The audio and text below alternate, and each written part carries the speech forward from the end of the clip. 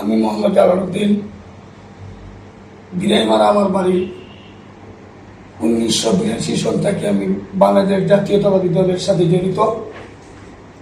আমার পুরা ফ্যামিলির 40 ঘরও বাংলাদেশ জাতীয়তাবাদী দলের আদর্শে আবিষ্কৃত। আমার 26 তারিখ দিনগত রাত্রে আমার ছেলে আমার গায়ে মেইলেও গাড়ি আইছে। আমার ছেলের আমি কইছি, বাবা আমার শরীর অসুস্থ, তুমি যাও গাড়িটা লোড দিয়ে আসো। মোহাম্মদ এলাল খান, সে ব্যবসায়ী, সে আমার মেইলের দায়িত্ব ব্যবসা বাণিজ্য, সে সালেক আর মালিক। জাতীয়তাবাদী দলের জনতাপুর উপজেলা যুব দলের একজন যুগ্ম আহ্বায়ক। আমার ফ্যামিলি বাংলাদেশ জাতীয়তাবাদী দলের আদর্শ। আমার ফ্যামিলির ভিতরে এমন কোনো দেবীর জাতীয় কোনো মানুষ আমার বংশের ভিতরে নাই।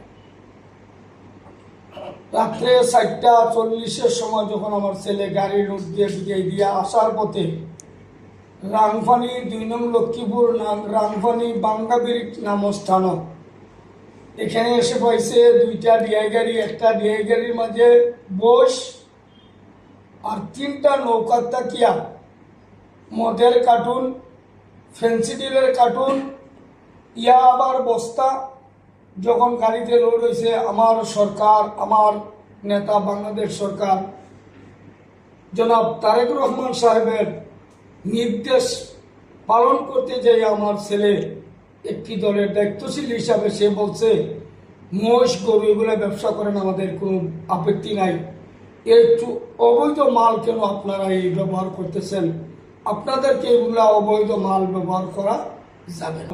মাদক দ্রব্য, ফেন্সিডিল, মদ এবং ইয়াবার বস্তা গাড়িতে উঠানো ছিল, নদীতে নৌকা ছিল, ওরা এবার দাঁড়াতে উড়াইতেছে। তেমত অবস্থায় আমার ছেলে যখন বাধা দিছে, তখন কে বা কারা একটা ফোন করছে। ফোন করার পরে তারা একসাথে 15-20টা মোটরসাইকেল, মির্জান রুবেল, শাহিন আহমদ, আজাদের ছেলে সায়েম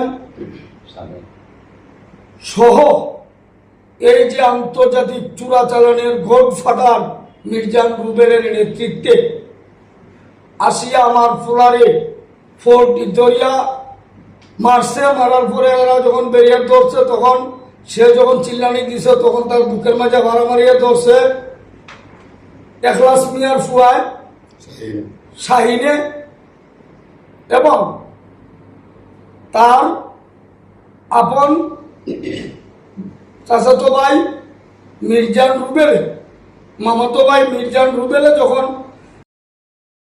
তার বুকুরুফে দরিয়া বলছে, আজকে তোর জীবনের শেষ, তোর জীবনে তুই বহুত মস্তানি করছ।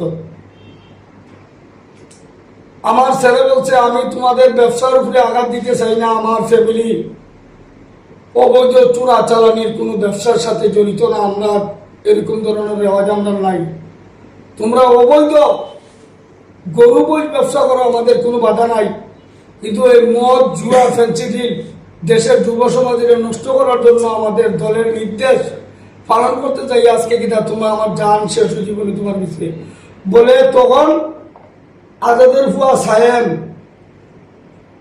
আজকে নাকি যে 4 নং বাংলা বাজারে আমার ফ্যামিলি নিয়ে মন্তব্য করেছেন যে আমি নাকি প্রতাপ খাটিয়ে আমার ছেলেদেরকে দিয়ে, আমার ছেলে দিয়ে আমি দলের প্রতাপ খাটাই।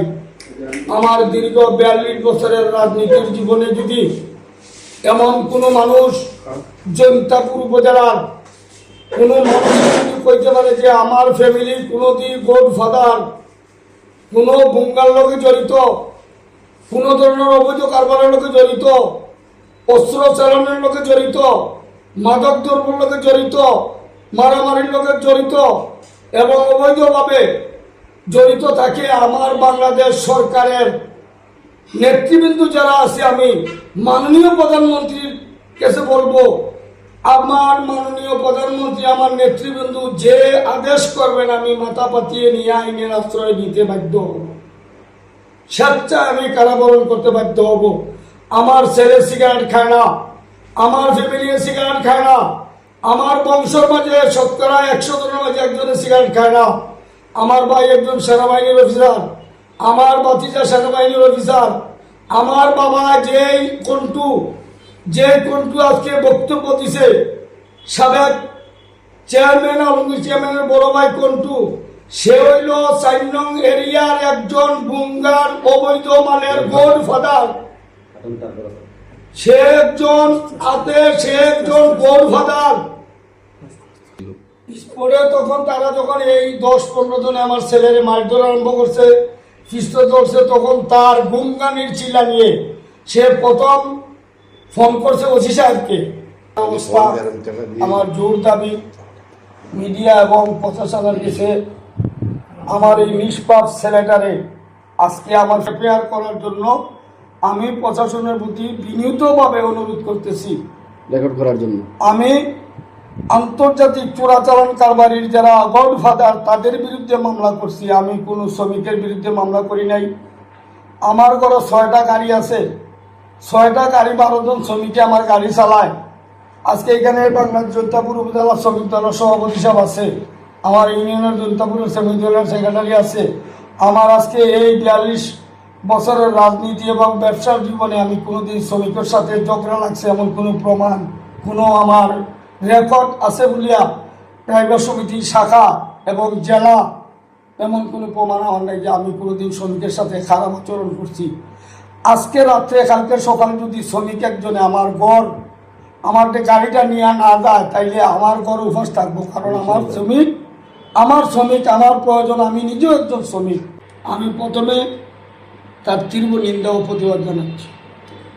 এই শ্রমিক যেগুলা বলতেছে এই শ্রমিক হইল আন্তর্জাতিক চোরাচালানি কারবারের গরু বস যখন টাকাইয়া আনতে হয়, মদ গাঞ্জা ফেন্সিডিল ইয়াবা যখন আনতে হয়, শ্রমিক ছাড়া তার কোনো প্রয়োজন নাই। শ্রমিকে এগুলারে কেরিং করে তাদের শ্রমিক দ্বারা এবং তারা দ্বারা যে আমার ছেলেরে নির্যাতিত করা হয়েছে, আজকে আইনের কাছ থেকে বাঁচার জন্য তারা এই শ্রমিক ব্যবহার করে এরা শ্রমিক নেহারা হইল চোরাচালানি এবং আওয়ামী লীগের তাদের ভাই ভাতিজা আওয়ামী লীগের দূষর আওয়ামী লীগের যারা এই চোরাচালানির সদস্যের সাথে যারা জড়িত, এরাই আজকে এখানে শ্রমিক বলে প্রমাণিত হয়েছে। আমি তার তীব্র নিন্দা ও প্রতিবাদ জানাই। আমি একজন শ্রমিক বান্ধব মানুষ, আমি নিজেও একজন শ্রমিক। হয়তো কেউ পেটে খেতে কর্ম করে তার শ্রমিক। আমি আজকে দীর্ঘ 3 টাইমের পরিষদের মেম্বার, আমি আগামীতে চেয়ারম্যানে নির্বাচন করব। প্রথম শত্রু আমার আলমগীর চেয়ারম্যান, আমি নির্বাচন করলে দলীয় টিকিট আমি পাবো, যার বিনিময়ে আজকে আমার মান সম্মান কীভাবে নষ্ট করা যায় সেই পায়তারার একটি অংশ হিসেবে আজকে এই কাজ করি। আমার সামাজিকভাবে গতকালকে আমার বাড়িতে আমার 3টা মৌজার লোকজন আমার বাড়িতে বসছে। তারা বলতেছে এগুলা কি বিষয়বস্তু সব কিছু জান না, তারা এর তীব্র নিন্দা ও প্রতিবাদ জানাইছে। আমি বলছি আপনারা আমার আত্মীয়, আপনারা এলাকার, আমি আপনাদের ছেলে। এই প্রবণতা চালানির পিছনে একটা হইল আমি তাদের প্রতিপক্ষ, আমি তাদের তারা এই আব্দুল আহাদুল দলের বহিষ্কৃত আজকে 2 বছর তাদের দলকে বহিষ্কার করিয়া রাখা হয়েছে একমাত্র চাঁদাবাজের কারণে। 7 পৃষ্ঠা পত্রিকার পেপার কাটিং আছে আমার কাছে। উনি কি দলের ইউনিয়নের সভাপতি? আপনার ইউনিয়নের সভাপতি। তো ওনার আজকে তো একটা বক্তব্য দেখলাম যে 2 বছর তাদের দল থেকে বহিষ্কার করিয়া রাখা হয়েছে, যার বিনিময়ে আজকে মাথা বান্ধিয়া লাগছে আমার কিভাবে দল থেকে ডুবানি যায়, আমার ক্রেডিট কিভাবে দল থেকে ডুবানি যায়, আমার মান সম্মান কিভাবে নষ্ট করা যায়। আজকে তাদের 2 বছর কোন মিছিল মিটিং তারা আইতে দেয় না, কুণ্ঠাসা করিয়া রাখা হয়েছে। পুরা ইউনিয়ন বাঁচিয়ে 700 দস্তখত আছে আমার কাছে এই আব্দুল আহাদকে বহিষ্কার করার জন্য। সম্পদে কোনো বল নয়, সহ দলের বহিষ্কৃত নেতা। আপনি আমার ডাইনিবামের নেতৃবৃন্দ দায়িত্বশীল আছেন, তাদেরকে সভাপতি, কিন্তু বর্তমানে আমি সিনিয়র সহসভাপতি দ্বারা আমার বৃহত্তর ইউনিয়নের মতামতের ভিত্তিতে আমার পরিষদের সাবেক মেম্বার, দলের সিনিয়র সহসভাপতি, আমার পুরা ইউনিয়নের লোকজন বসে 9টি ওয়ার্ডের দায়িত্বশীল নেতৃবৃন্দ বসে এবং 700 দস্তখত দিয়ে তাদের দলতেই বহিষ্কার করা হয়েছে। আমার কাছে এগুলোর প্রমাণ আছে। আহমদ মেম্বার চোরাচালানি কালোবাজারি যারা প্রশ্রয়দাতা যারা এই কালোবাজারের সাথে জড়িত, আজকে আমার ফ্যামিলির যে ঐতিহ্য নষ্ট যারা করেছে তাদেরকে একটি শক্ত হাতে প্রতিরোধ করার জন্য আমার দেশবাসীর কাছে আকুল আবেদন। আমি যদি দোষী হই আমাকে আইনের আওতায় আনা হোক, এরা যদি দোষী হয় এনারে আইনের আওতায় আনা হোক। আমার ছেলে যদি মদ না একটি বিড়ি কখনো ব্যবহার করে থাকে সেই প্রমাণটুকু কেউ দেখাইতে পারে, আমি স্বেচ্ছায় আমার ছেলেকে আইনের আশ্রয় তুলে দিব। আমি আপনাদের সাথে কথা দিলাম।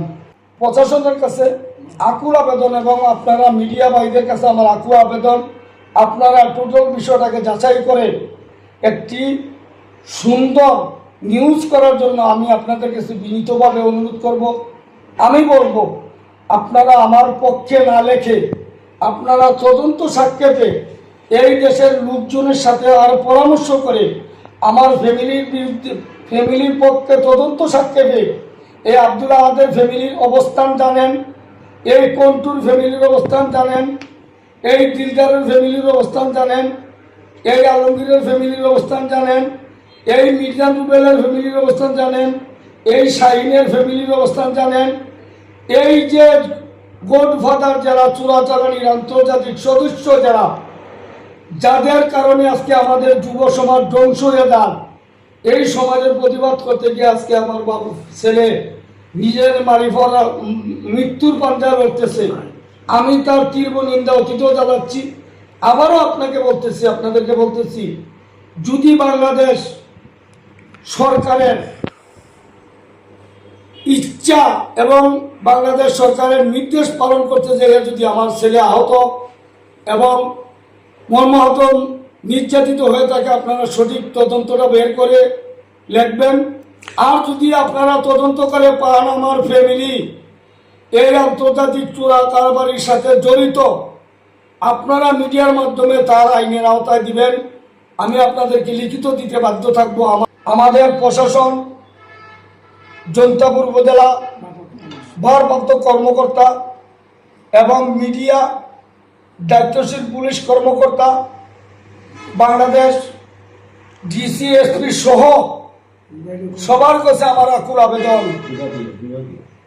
এবং বিভাগীয় কমিশনারের কাছে আমার আকুল আবেদন, আপনারা তদন্ত করে যদি আমার ফ্যামিলি দোষী হয়ে থাকে আপনারা আইনের আওতায় নিয়ে আসেন। আমি কোনো দাবি নাই।